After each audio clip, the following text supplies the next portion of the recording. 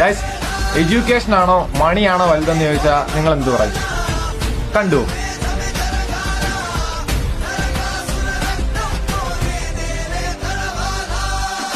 പണം കൊണ്ട് നമുക്ക് എന്ത് വേണോ നേടിയെടുക്കാം.